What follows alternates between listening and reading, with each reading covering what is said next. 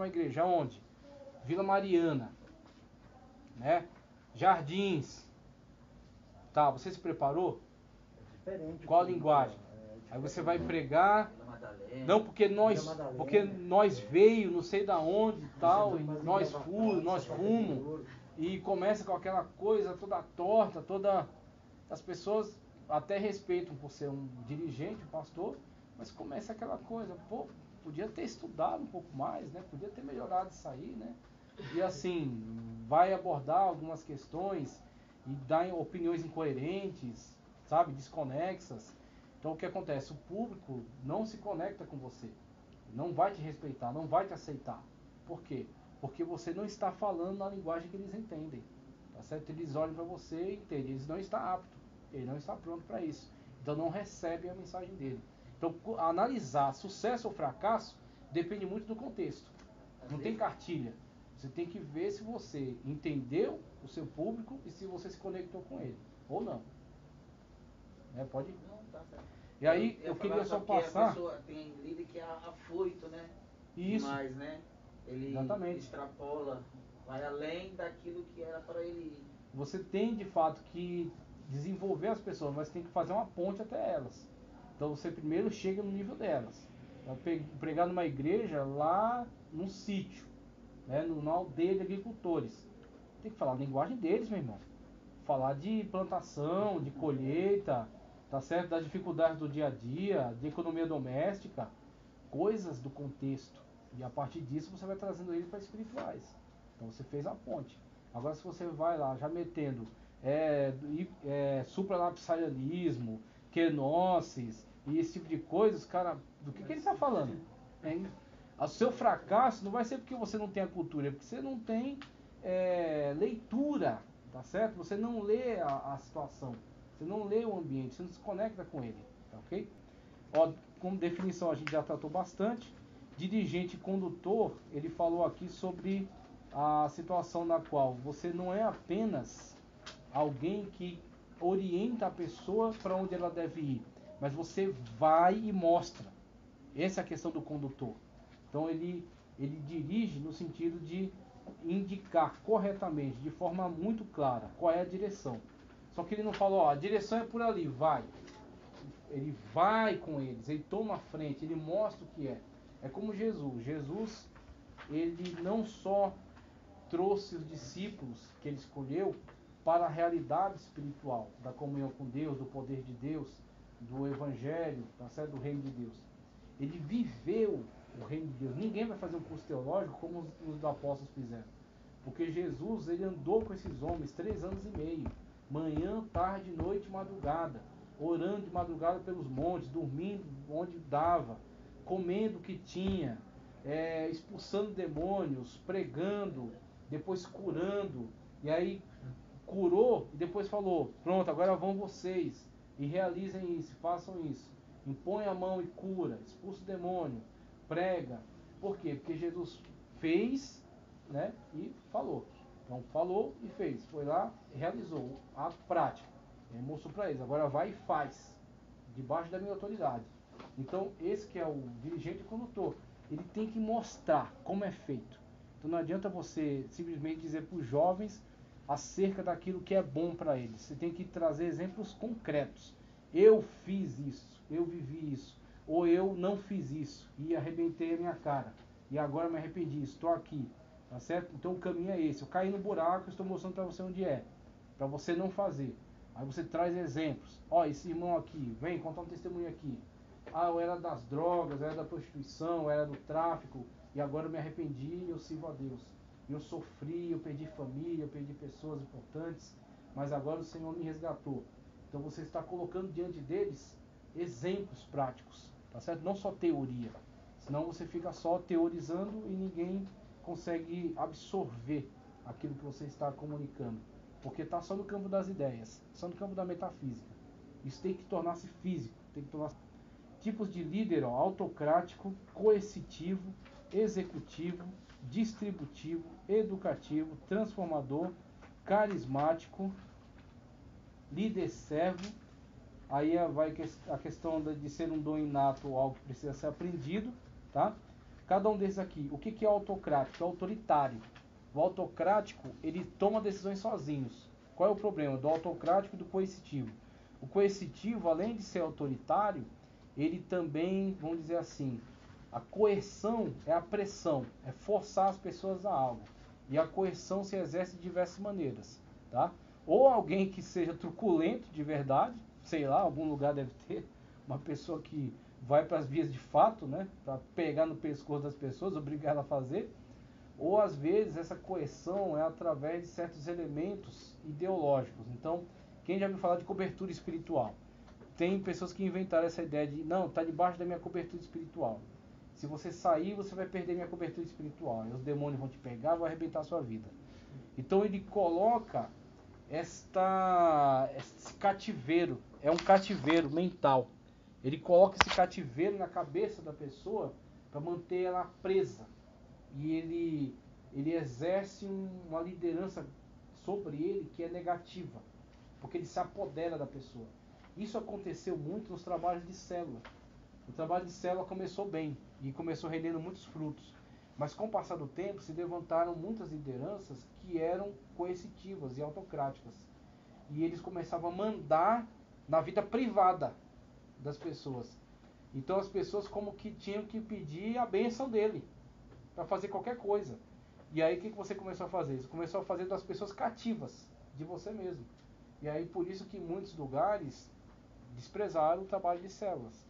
Porque você dava vazão ao surgimento desses pequenos deuses, pequenos líderes, que mantinham cativas a mente daquelas pessoas. Porque são pessoas ingênuas, estão vindo do mundo, não conhecem nada. Você coloca um líder lá, líder de célula, uma célula com 15 pessoas. E aí esse líder tem essa característica de ser autoritário e coercitivo. Ele começa a pôr ideias na cabeça das pessoas de que elas têm que obedecer em quaisquer circunstância. Se vai viajar, tem que perguntar para eles, pode viajar ou não. E aí o que acontece com isso?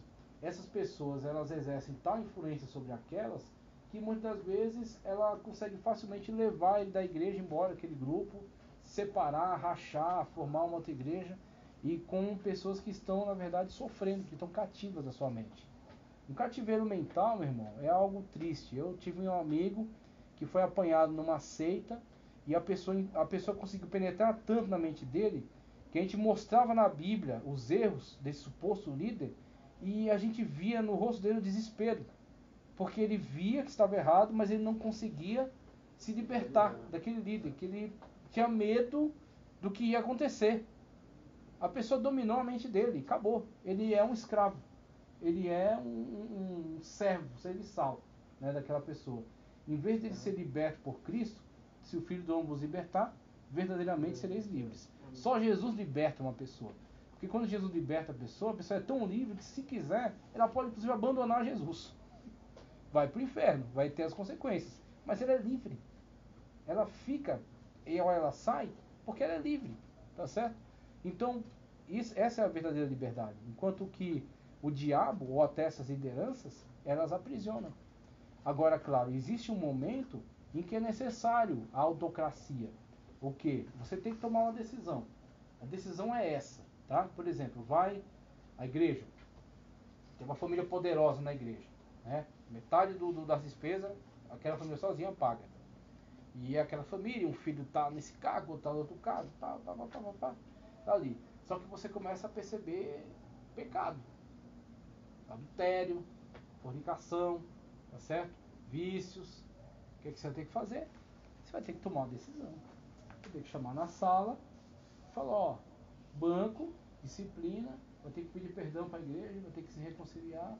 Não, mas então, aí os presbíteros já ficam com medo, porque a família vai sair, é uma verba. Aí você vai dizer, não, eu não posso negociar com o pecado. A igreja é de Cristo. Eu não posso negociar a comunhão da igreja. Então, meu irmão, você vai ter que ser autocrático nessa aí. Você vai ter que tomar a decisão e manter.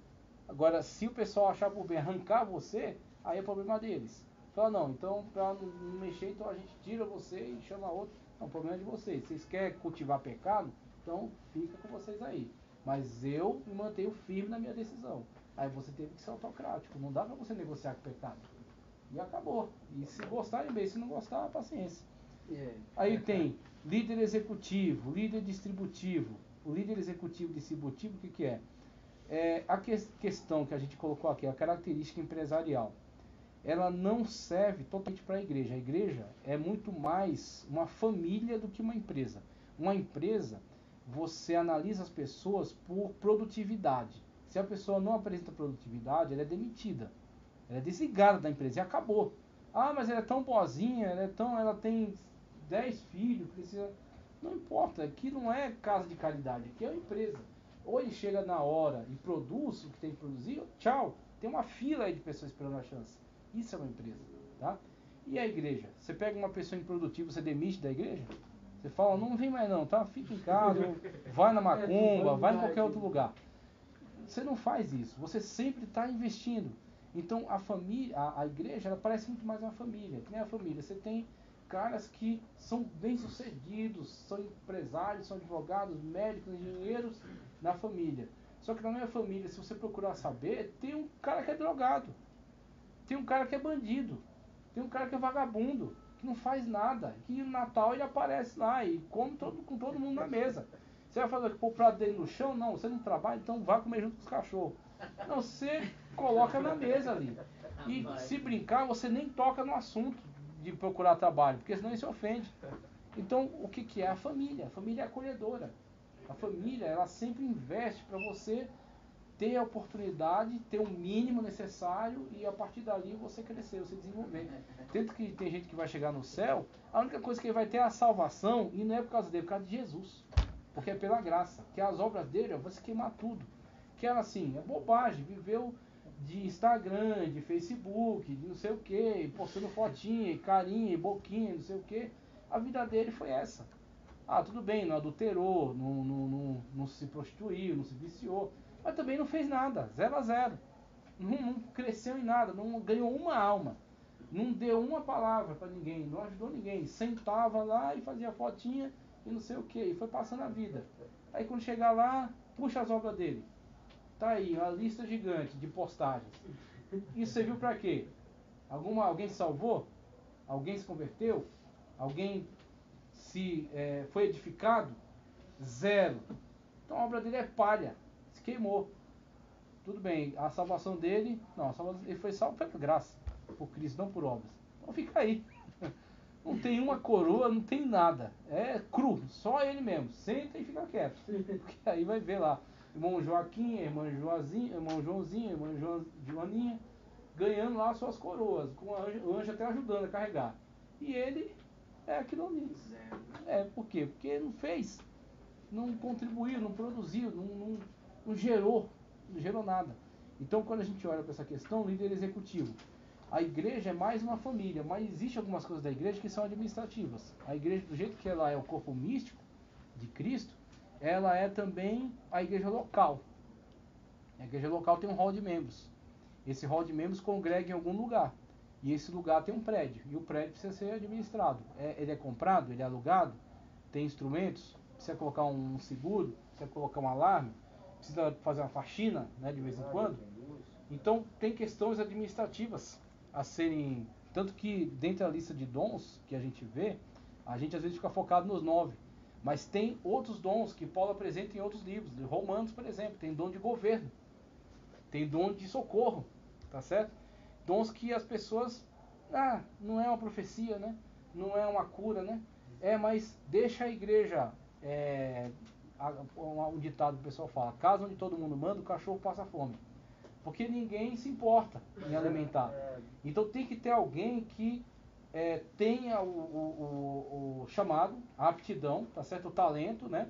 E administra questões básicas. Olha, vamos colocar aqui os tesoureiros, tá certo? Pessoas aptas para isso.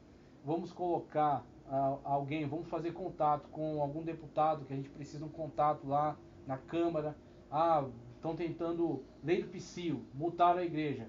Opa, dá um telefonema lá, vê o que ele pode fazer. Isso aqui foi medido de forma indevida. Aí ele vai pôr um técnico lá. Como é que foi medido?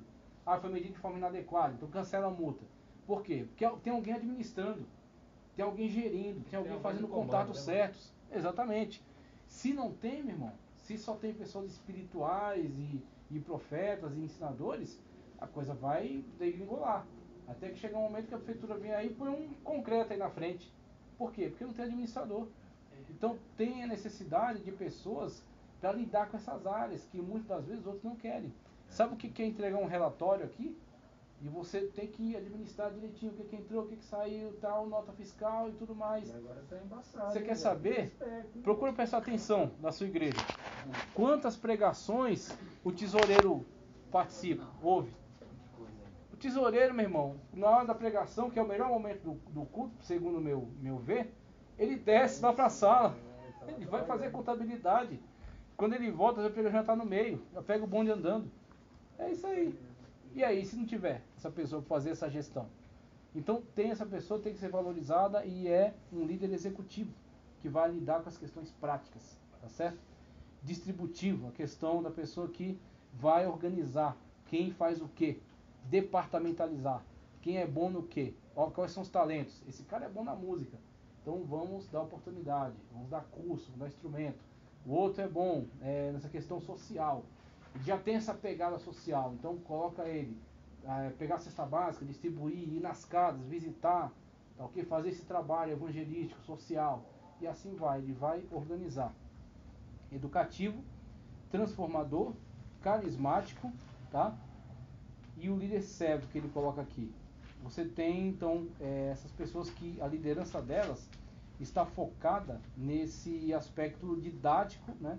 Então você tem, por exemplo, ele até fala de Sócrates aqui, que em outras características, então se você ler um pouquinho de Sócrates através de Platão, você vê que em outras áreas da vida dele, ele não foi bem sucedido. Ele um cara não tinha dinheiro, tá? Dependia de ajuda dos alunos. Então, em outras áreas, ele não foi bem sucedido. Inclusive, tem até uma anedota aí, que nem sei se é verdade, que diz que quando ele tomou o veneno de cicuta, que ele estava prestes a morrer, ele chamou um dos alunos e falou: faz um favor para mim, paga um galo para fulano de tal, porque eu peguei lá dele para almoçar e eu esqueci de pagar e eu já tomei o veneno e estou morrendo. Ele pede para um aluno se responsabilizar por isso, pagar o cara para ele não passar ainda como caloteiro, porque ele estava morrendo.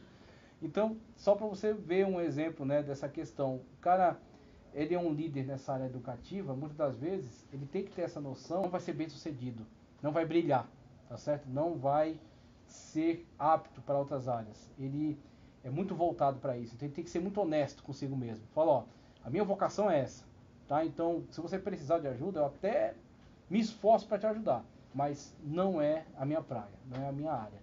Então, um líder educativo, ele conduz as pessoas nesse processo didático de conhecimento, desenvolvimento, para avançar nessa questão da educação, né, do aprendizado. Ele faz com que as pessoas cresçam nessa área. Líder transformador, líder carismático. Transformador no sentido de trazer as pessoas junto com você. Porque quando você olha a questão da igreja, por exemplo, as pessoas estão realizando suas funções, não é porque elas são remuneradas.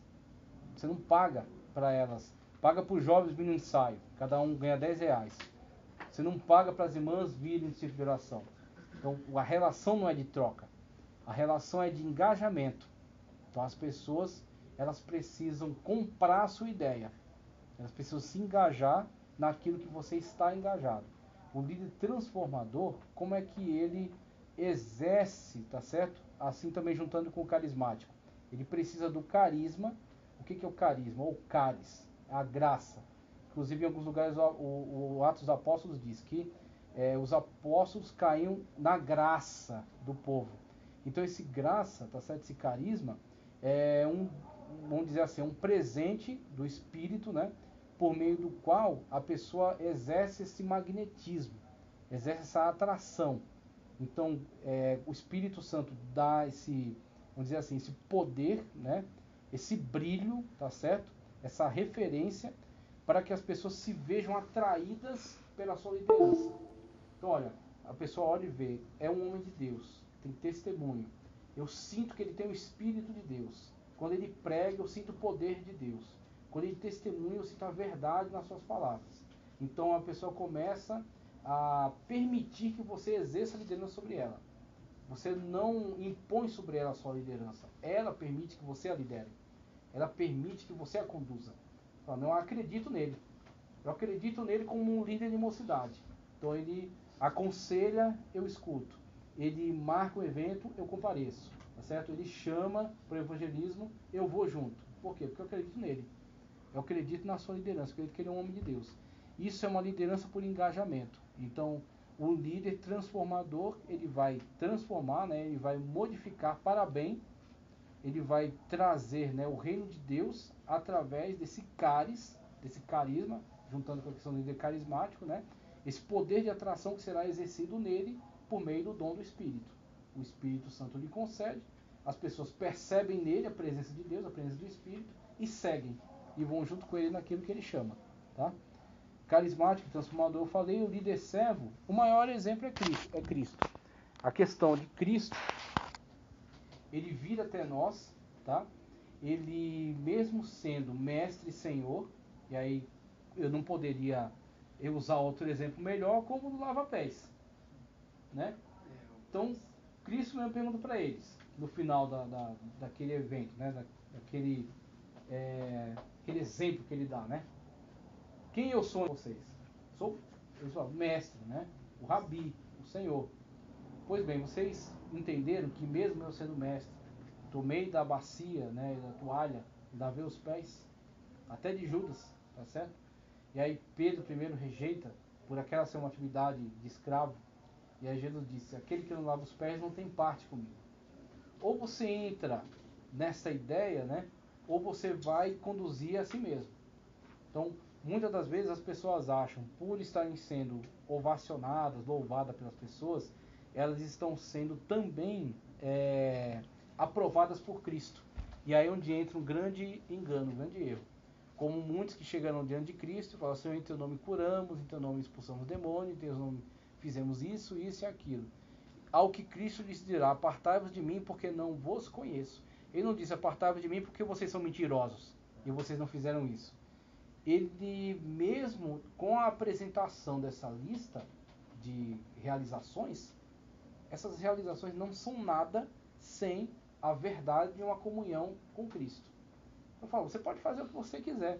Você pintou, você bordou, você pregou na televisão, você fez grandes eventos, você fez grandes cruzadas, você arrepiou, você fez o que foi. Tudo bem, mas independentemente de tudo isso, como é que estava a nossa relação? Tá certo? De senhorio. Se você é meu servo mesmo. Porque você vê, tem muitos caras por aí que pregam, que fazem esses grandes movimentos e até acontecem milagres nesses movimentos deles. Mas daqui a pouco você vai falar, o cara é um adúltero. O cara é um ladrão, rouba a igreja, tá certo? O cara fez barbaridades, atrocidades, ou era estúpido com a família, maltratava, batia na esposa. E aí você se pergunta como é que um cara desse prega, e prega tão bem. Porque pregação, como diz o Napoleão Falcão, pregação é arte. O cara aprende a técnica de retórica. E o outro, o cara está pregando, não é a Bíblia que ele escreveu, quem escreveu foi Deus. Ele está pregando a palavra de Deus, e Deus tem compromisso com a sua palavra para cumpri-la. Então, ele prega, a pessoa ouve a palavra de Deus, tá? Ela crê na palavra de Deus. E Deus cumpre sobre as pessoas a sua palavra. Então a pessoa ouve, muitas vezes um cara desse, que é um pilantra, um picareta, é um desgraçado, não tem nada com Deus, tá? Miserável, pobre, cego e nu. E a pessoa ouve a palavra de Deus e crê. E ela não crê nele, ela crê na palavra de Deus. E aí a pessoa aceita Jesus, é curado, é salvo, é batizado, é curado, né? Liberto.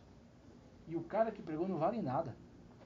E quando chegar diante de Deus, quando chegar diante de Cristo, eu não tenho nada com você, meu irmão. Nada. Nós não temos nada em comum. Não vos conheço. Essa vai ser a palavra. Então, esse é o risco, né? Pode falar. Vai começar a falar e ele tem a intenção de trazer o povo à euforia. Ele faz uma impostação de voz, ele modifica, deixa mais grave, ou chora, né? Ou conta lá uma história que ele inventou. E tudo isso vai mexendo com o emocional, as pessoas já estão abertas. Você tem que entender o seguinte, a pessoa vai para a igreja, alguns vão resistentes, Mas a maioria das pessoas que vão para a igreja, eles já vão abertos, influenciáveis. O ambiente mais arriscado que tem. Então é muito sério, você tem que lidar de uma forma muito responsável com tudo que é feito ali, porque as pessoas estão abertas a serem influenciadas, né? A ser tratada, que ela quer estar buscando isso. Se ali você confia a oportunidade a uma pessoa que está mal intencionada, ela vai ter uma chance ótima ali de distorcer a palavra, trazer uma heresia, destruir uma vida. É muito perigoso. E aí a situação, o cara treinou, aprendeu a prática, o cacuete, né, do pregador, aquelas falas, aquela impostação, deu a Bíblia, aprendeu os textos tal, e usou. E as pessoas se... Agora eu não recrimino as pessoas, por quê? Porque o cara, se ele subisse lá pregando Allan Kardec, o pessoal já, opa, que negócio é esse que vocês falando? Alguém arrancar ele de lá. Ele não pregou Allan Kardec, ele não pregou Alcorão, ele pregou Bíblia. Só que ele mesmo não tem nenhum relacionamento com o que ele está falando. Mas ele pregou Bíblia. E as pessoas ouviram Bíblia e glorificaram a Deus. Há 3, 4 anos Sério? atrás, tinha um pastor bem renomado do setor aí, bem quisto pelo Zé Wellington, e ele... Dado necessário. E você vê que as pessoas, elas, primeiro, elas têm que se pautar por Sagrada Escritura, não por conversinha. Então se a pessoa vem com conversa de revelação, esse tipo de coisa, a pessoa já tem que fazer a análise na hora e a rejeição. E outra coisa, as pessoas têm que ser também muito espertas, como Cristo falou: vos envio por meio de lobos, sejam simples como as pombas, astutos como a serpente. Então muitas das vezes, de uma pessoa dessa, que está próximo de uma liderança, só que a liderança não tem visão de raio-x para saber se aquela pessoa que está perto dela está no mesmo propósito, no engajamento dela. Então às vezes a pessoa se aproximou para ter acesso, e aí numa dessa ele quer se aproveitar disso para se beneficiar.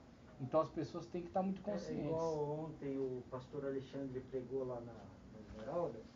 Que ele vacilou numa dessa, chegou uma pessoa na igreja, a pessoa que ele convidou para pregar não veio, aí chegou uma outra pessoa, bem vestido, tal, toda aquela aparência, né? Perguntou, a pessoa congregava numa comunidade, tal. Aí ele pegou, arriscou. Ele falou: o irmão quer dar uma palavra? Quer trazer uma mensagem? Não quero, eu sou pregador. Entregou o microfone para esse cara. Esse cara, durante o tempo inteiro da pregação dele, ele arrebentou com a igreja. Ele tinha um negócio contra a Assembleia de Deus. E a Assembleia de Deus é hipócrita, e essas vestes não servem de nada, esses costumes são de homem e não sei o que. E bateu o tempo inteiro na igreja. O líder não sabia onde enfiar a cara. Até que deram um jeito lá para tirar o microfone desse homem. Mas eu olhei assim e falei: olha só o risco. Você entregar o púlpito a uma pessoa, você entregar o microfone, você dar a voz a uma pessoa. É muito perigoso, muito arriscado. Então o que ele está falando sobre líder servo aqui é o exemplo máximo de Cristo, que lava os pés. O líder, na ótica cristã, não é o cara que se impõe na sua arrogância, na sua petulância, no seu eruditismo. É um cara que está confiando no seu chamado e ele governa, ele lidera as pessoas, conduzindo-as a Cristo, conduzindo-as ao Senhor. Ele é servo dentre os servos. Então o pastor, como eu coloquei já em algumas aulas de ética pastoral, o pastor presidente, ele é levantado por Deus para trabalhar em prol do irmão que faz a faxina. E Deus o colocou como presidente para aquele irmão, para que ele lidere a igreja politicamente, financeiramente, para que essa igreja seja forte e possa acolher aquelas pessoas. Aquele irmão que faz a faxina, ele faz a faxina para que o presidente da igreja tenha uma igreja limpa, onde ele possa trabalhar e trazer o povo para cultuar a Deus. E assim, uns são servos dos outros. O que é levantado como presidente não é maior do que o que está lá limpando o chão da igreja. Todos eles são servos de Cristo. Quem é grande aqui é Cristo. E cada um serve dentro daquilo que Cristo levantou, né? As suas aptidões, seu preparo, sua capacitação e aquilo que Cristo levantou para fazer. Liderança é um dom inato ou é algo que precisa ser aprendido? Isso aqui já foi respondido. Você tem algumas características de personalidade que favorecem. O cara é colérico, é sanguíneo, naturalmente ele já começa a ter destaque. Mas isso não significa que ele não tenha que passar pela escola. Então ele precisa aprender primeiro a palavra de Deus. porque ele só pode ser um líder aqui dentro se ele for um líder cristão. Não é só ser líder, não é só falar muito, tomar a frente, é conduzir as pessoas a Cristo.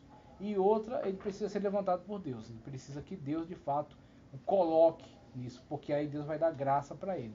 Agora, se ele chega lá por causa de que ele é parente de fulano de tal, ou porque ele fez o curso de teologia tal, ele pode até ter muitas qualidades, muitas ferramentas, mas essa liderança dele não tem a mesma aceitação, porque as pessoas olham para ele e não vê Deus, não vê o chamado de Deus, não vê o dom de Deus, porque ele está trabalhando pelo braço da carne, ele está trabalhando pela intelectualidade. Então o cara pode subir no púlpito e falar muita coisa boa sobre Bíblia, sobre Deus, sobre doutrinas, mas não necessariamente você vai sentir Deus através dele. Isso é uma verdade. Você não pode fugir dessa verdade. O cara fala, como eu já vi, um cara grande teólogo, foi na igreja lá, só que a gente sabia que aquele cara não tinha nada de Deus. Ele tinha muito de teologia, mas não tinha nada de Deus. Então o cara fala muito bem e muito correto, não dá para corrigir nada do que ele falou. Mas também não deu para sentir nada no que ele falou. Seco. Exatamente. Então, assim, administração de um padre, né? então o padre falando lá da missa, rezando a missa. Você tá de brincadeira, pega pra caramba. Tem uns aí que estão modificando, movimento carismático. Nossa, exatamente. tá de brincadeira, cara. Tem. Por causa do impacto do pentecostalismo na América Latina. Isso não é à toa, viu? Isso aí é pensado. Eles, devido ao pentecostalismo na América Latina, está subindo em números. E na projeção, o pentecostalismo ia superar a Igreja Católica com pouco tempo, devido à projeção de crescimento. Então o Vaticano se mexeu, se coçou, né? Ele deu lá, passou a orientação para permitir proliferação dos movimentos carismáticos. Aí os caras na Igreja Católica começaram a imitar os pastores. Você mudou toda a liturgia da missa. Você fez a missa que nem uma igreja evangélica. Tem até língua estranha, é estranha mesmo. É esquisito, é muito esquisito. Eles têm curso de língua estranha. Ensaiam. Porque eles usam o que for. Eles jogam qualquer ferramenta para poder estancar o crescimento da igreja evangélica. Para terminar, a capacidade para liderar, que ele discute aqui, então ele fala da união de várias especialidades, né? Então você vem para a igreja com talentos, com aptidões, com capacidade, e não é que isso é desprezado, que nem aquela frase, né? Deus não escolhe os capacitados, capacita os escolhidos. Essa frase só serve para para-choque de caminhão, porque Deus não escolhe capacitado. Cadê Paulo? Que é o cara mais capacitado que Paulo? Agora, claro, que mesmo Paulo vindo com as suas aptidões, ele passou pela escola de Cristo. Então, aquilo do jeito que estava não servia. Mas depois que Cristo trabalhou nele, tudo aquilo foi usado, foi empregado na obra. Então, o cara chega a querer um advogado. Você vai dizer que ele vai ter que esquecer as habilidades de retórica, de argumentação, que ele adquiriu com anos de exercício da advocacia? De jeito nenhum, só que ele tem que saber que ele entra pela mesma porta, tá? Ele é ovelha, como qualquer ovelha, e ele vai aprender na Sagrada Escritura. Então, conforme ele crescer na Sagrada Escritura, ele vai aproveitar muito da sua aptidão como orador. O cara faz uma sustentação oral no Supremo, diante dos ministros. O cara tem uma capacidade absurda de retórica. Então, quando ele aprender a Sagrada Escritura, isso vai ser um talento. Vai ser um talento. Às vezes é um cara que nem tem uma classe de magistrados que defende causas evangélicas. E quando surge um debate lá, os caras vão e representam. E falam lá e tem todo o tecnicismo jurídico que eles conhecem e apresentam o evangelho. É ele, meu irmão. É que nem quem você acha que estaria apto para pregar lá no onde Paulo pregou, no Areópago, lá diante de filósofos epicureus e estoicos. Quem estaria apto? Então, Pedro, se vai, ele vai pregar, ele prega a Cristo. Só que devido à linguagem dele, os caras na primeira frase, os caras, opa, não, aqui não, a gente não precisa disso aqui. E aí, o que Paulo vai fazer? Olha a expertise dele. Ele não vai entrar direto em evangelho, ele vai estabelecer uma ponte com os caras. Através do quê? Olha, eu andei por aqui, eu vi que vocês são muito religiosos, né? Vocês têm muitos deuses. Aí tem um altar vazio ao Deus desconhecido. E aí esse altar ao Deus desconhecido é uma tradição que vem de Epimênides, que era um poeta, cretense ainda. E deu lá um perrengue, uma peste lá, e os caras quebrando a cabeça, e esse cara lançou essa ideia. Falou, ó, levanta um altar ao Deus desconhecido. Talvez esse Deus, que era um Deus da terra, não foi adorado e agora está castigando vocês. Então põe esse altar aí. Inclusive Paulo cita até uma frase de um poema dele, sobre ele todos nós nos movemos, existimos e vivemos. E aí ele encaixa isso na mensagem dele. É que nem o cara vai pregar, ele cita um trecho de um cantor famoso, de um hino, de um poema, tá certo? De um autor. E aí Paulo faz isso. Quando Paulo faz isso, ganhou uma plateia. Então os caras, opa, isso aqui a gente conhece, a gente sabe do que ele está falando. E a partir disso ele foi desenvolvendo. Olha, sabe quem é esse Deus desconhecido a quem vós não sabendo adorais? É o Deus que mesmo que eu vim pregar. Ele chama-se Jesus Cristo, né? E ele veio tal e fez essa obra. E aí quando Paulo arremata, falando de ressurreição, aí o pessoal desiste. Fala, não, acerca disso a gente ouve depois, que não ia ouvir nunca mais. Que eles tinham um conceito de que a matéria é inerentemente má, e quando o cara morre e vai para o mundo espiritual, ele se libertou. Então, para eles, alguém voltar do mundo espiritual para o mundo material não fazia nenhum sentido. Então, isso escandalizou eles. Né? Por isso que Paulo depois vai dizer que o evangelho é escândalo para os judeus e é loucura para os gregos. Então, ali estava a loucura que eles falam.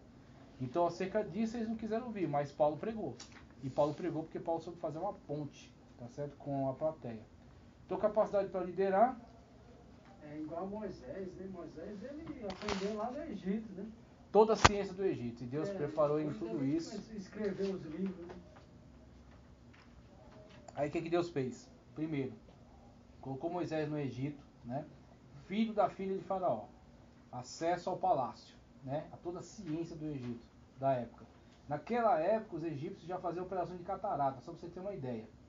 Então eles tinham uma ciência absurdamente avançada. Era uma nações de ponta da época. Era Egito e Caldeia, tá certo?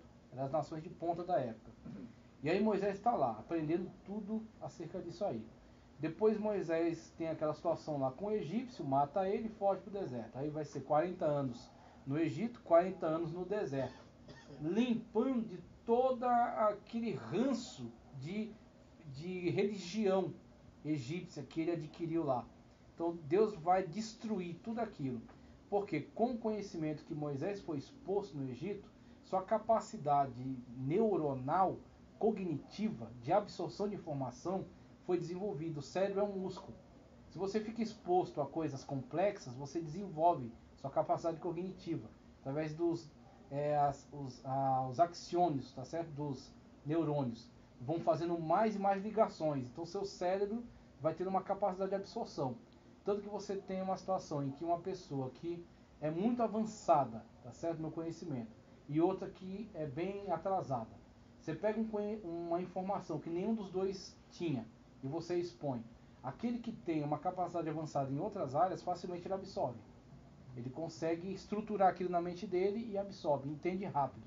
E o outro vai ter que sofrer. Dá mais Ele, braçada. não, repete. Não, mas explica de outra maneira.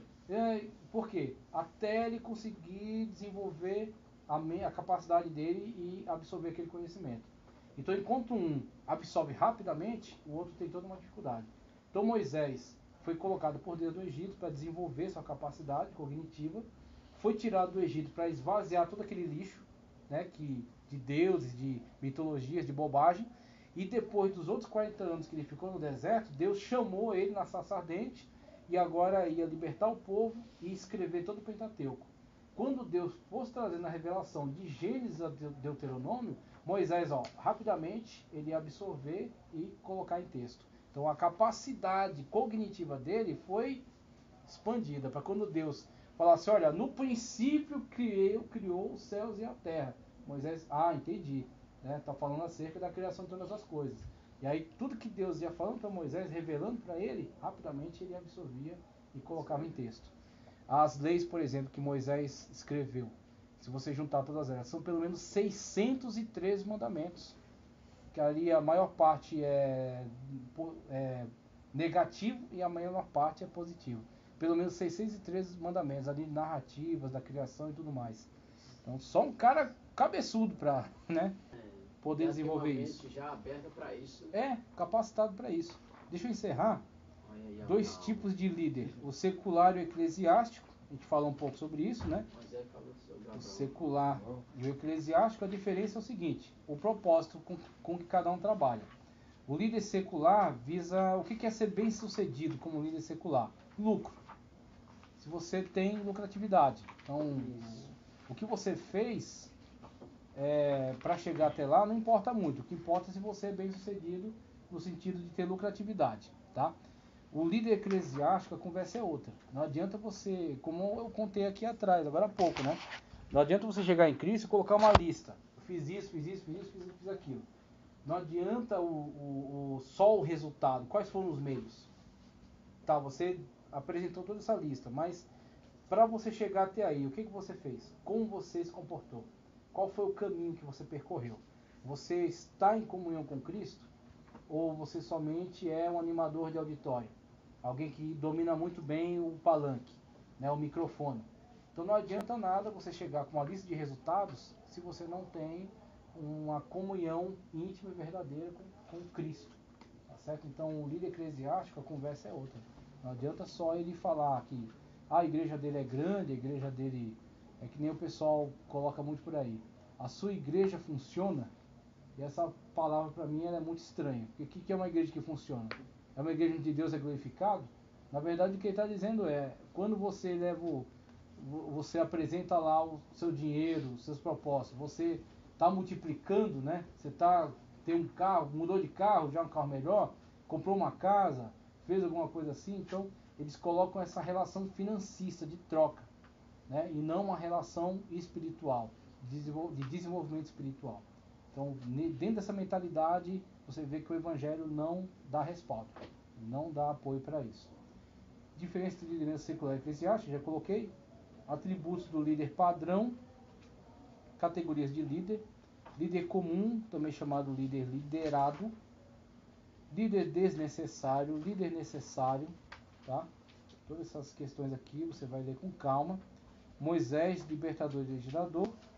A inteligência de Moisés, que eu já falei para vocês aqui, sobre o trabalho que Deus fez com ele. A coragem, o carisma, vamos lá, o caráter.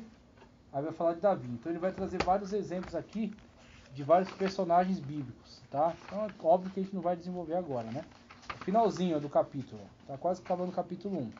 Mas, deixa eu ver aqui, ele vai falar de Moisés e Davi. Deixa eu ver se ele fala de mais alguém. Davi, Moisés, Davi e atributos naturais que o líder precisa desenvolver, tá ok.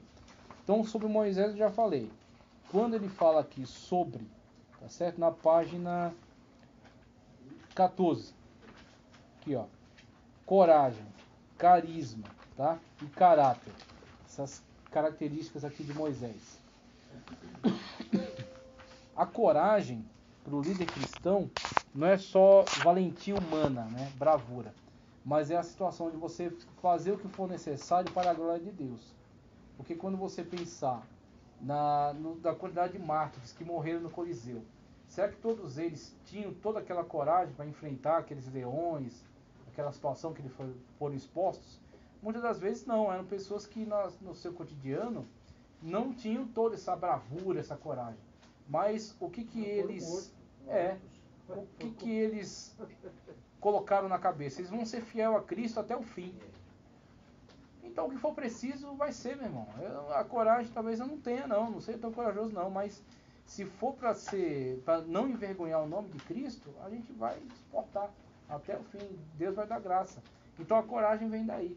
A coragem, o caráter, que o caráter já diferente de personalidade, que é inata, cada um tem uma personalidade conforme a sua construção, né, natural, é inato. O caráter vai sendo construído historicamente. Então o caráter são os seus valores que você recebeu.